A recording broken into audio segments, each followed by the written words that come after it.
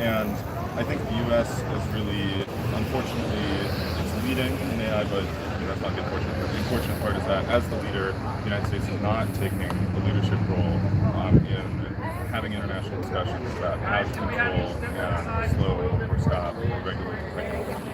I think, as do many others, that we're so close at this point. It's an urgent crisis. We absolutely should be trying to broker an international agreement to stop, pause indefinitely the development of more powerful AI systems. I think that the United States is in a great place to do that as the leader and the most powerful country on earth. I do think there's some promising signs in that direction recently from the discussions between reversal of its no regulation stance, which I think is a big surprise to most people. I was expecting that this might happen. I think, this is moving so fast and people are still just becoming aware of how bad the situation is. So other countries are taking this risk more seriously already. In the UK, they led in 2023 an international AI safety summit, which I was working with the government at that point to help create that event.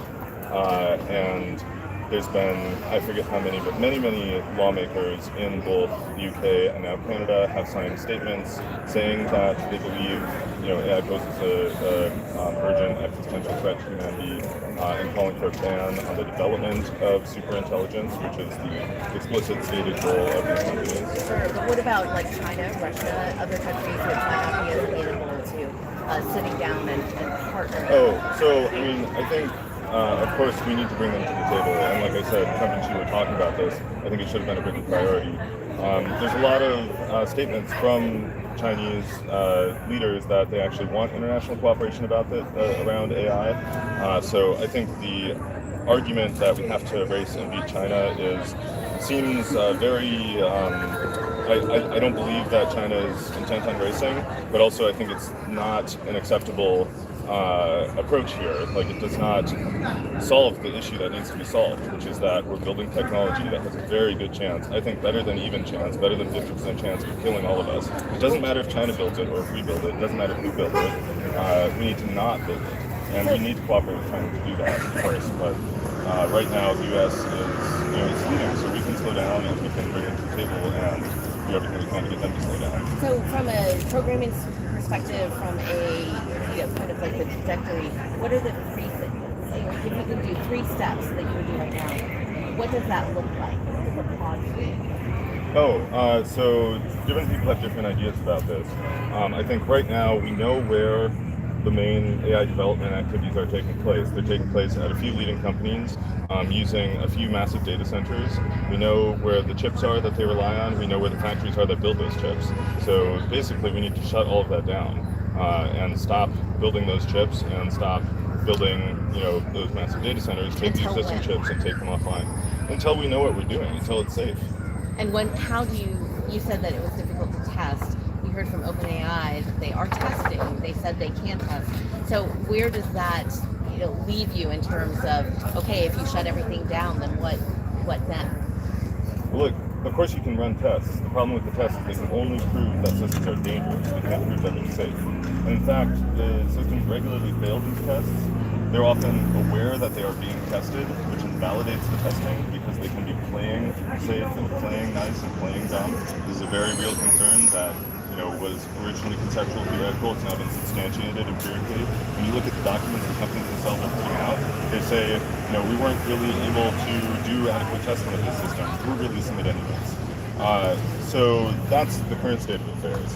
In terms of how we get to a place where we actually know that AI is safe, it's incredibly challenging. We're nowhere near that point because we don't understand how these systems work. So that's why we need to stop, is because we don't know how long it's going to take to even figure out how to do this safely. Now, the burden of proof is currently backwards. Companies are saying, you need to prove that it's dangerous, or else we're going to keep doing it. That's completely unacceptable. They're saying it's dangerous. We know it's dangerous. They should stop. I appreciate your taking the time to explain all of that and in a way that I can Great. Thank you. And then your attorney is here now, so my attorney knows Michelle. Thanks for being here.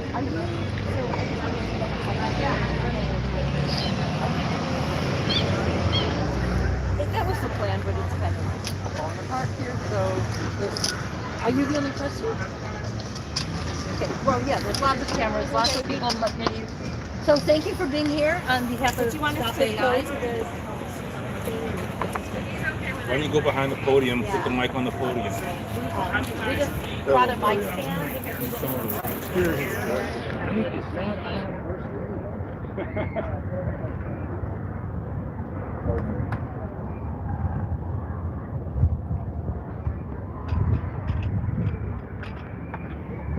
Okay.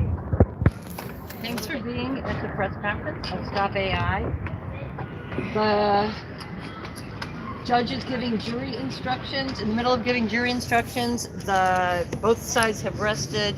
The district attorney has just finished his closing arguments. When we return from lunch, my attorney, Ms. Rose Michon, will be giving our closing arguments, and I suspect the jury will be sent out early this afternoon.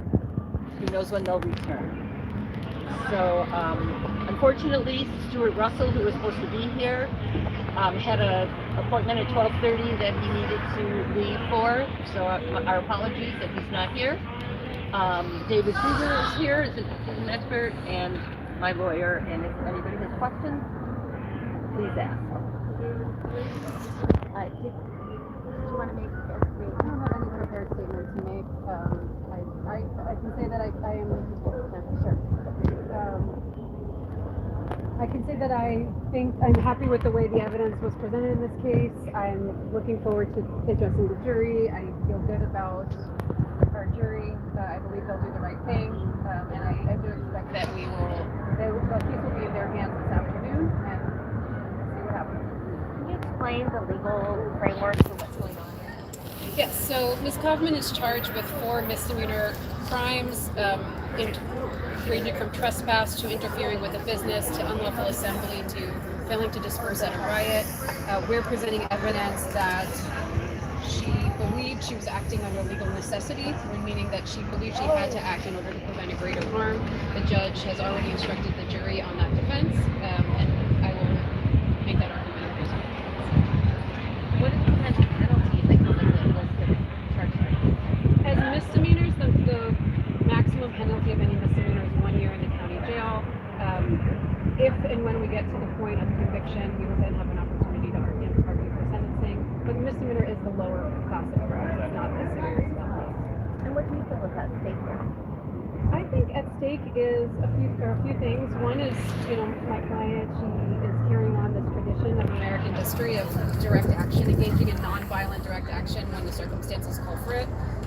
We have seen that from the Boston Tea Party through today, that this is a way that American citizens have chosen to engage when circumstances are severe enough. And that's what she was doing here.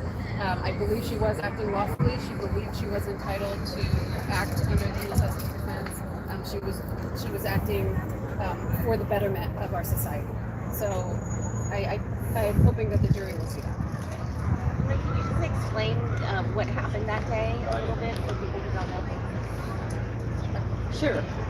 So StopAI, we're putting on a protest in front of OpenAI because OpenAI is racing to develop frontier AI systems called ASI or AGI that pose an existential risk to humanity.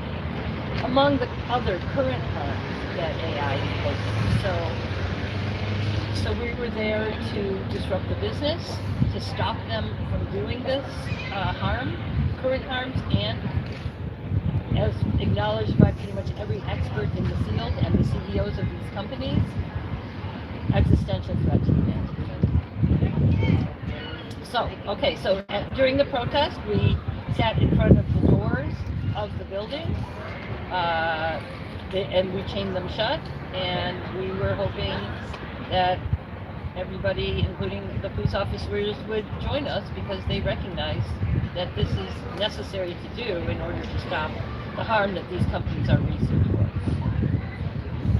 And in terms of concern, any concern for the people who are inside? I mean, chaining the exit where people would not be able to get out of their there was no risk.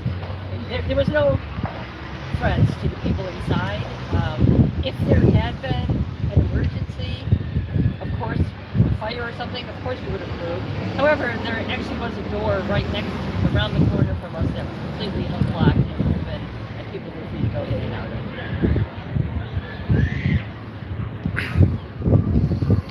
Ms. Kaufman, do you think the government, city, state, national government is doing enough to address this issue? No, absolutely not. And in fact, a question was earlier posed to David here about, the argument that, we need to be in this race because others, such as China or Russia, or especially China, are in it, and we can't let them win. But it's actually our government that's fueling it and that's perpetuating it and racing in a way, and we're leading anyway, so we're the ones that have to be the ones to put the brakes on. And of course we want to do it with international cooperation, but we're the bottleneck. China has already indicated that they're interested in that discussion, and it's certainly been until very recently, and time will tell what happens, but this Trump administration has been very clear that they don't want any regulations on AI. And in fact, they're trying to enforce it so that the states can't regulate it either. So the ball's in our court. And what would you like to tell the people watching? Is there anything you're asking of them? I am asking everybody to pay attention to this issue and take steps to stop the development of these frontier AI systems. There's so many ways you can do it. You can have protests, talk to your representatives, try to influence policy, but that might not be enough time. And I certainly believe that we need to start a mass movement where everybody gets involved and says no to these systems.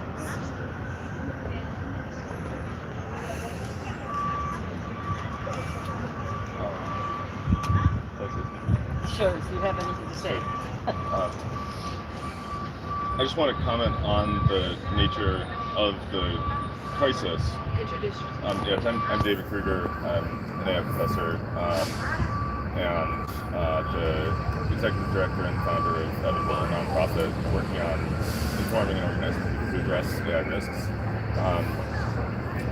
So we heard from Stuart Russell, a very esteemed AI expert today, and we also heard in the defense the argument that there is not actually an urgent risk that needs to be addressed here. So he compared this to the textbook or the class example of you're wandering around in a blizzard and you're going to die if you don't break into somebody's house. Unfortunately, I think the risk that we're facing is much larger than a single person's death. It's the death of all of us. It could happen any day. AI companies are always working to build more powerful AI systems, and they don't understand the systems they're building, and they don't understand how to make them safely.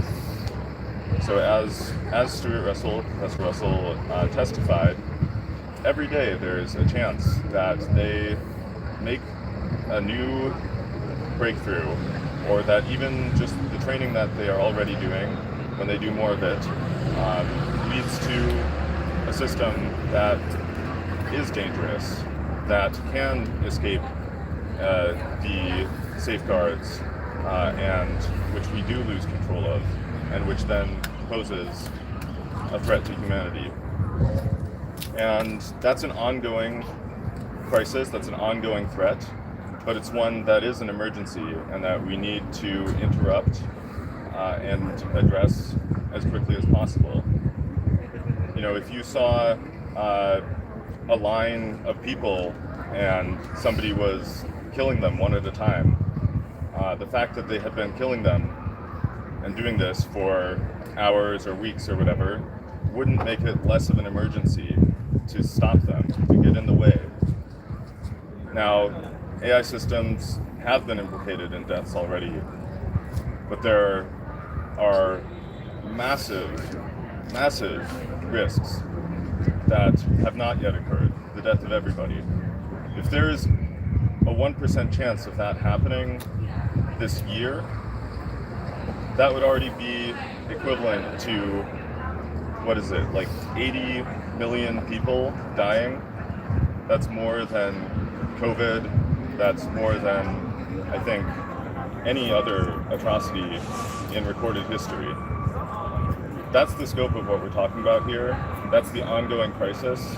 Every day is an emergency when there is that much at stake, and there's nothing preventing the AI companies from continuing their dangerous pursuit of superintelligence, AGI, these powerful systems that should not be being built. That's it. All right. Thank you for being here. Please check out our website, stopai.info. And actually, we should be very soon posting a page about what you can do to stop AI. And definitely, this is one thing you can do is protest in the streets, make it very clear that this is not acceptable.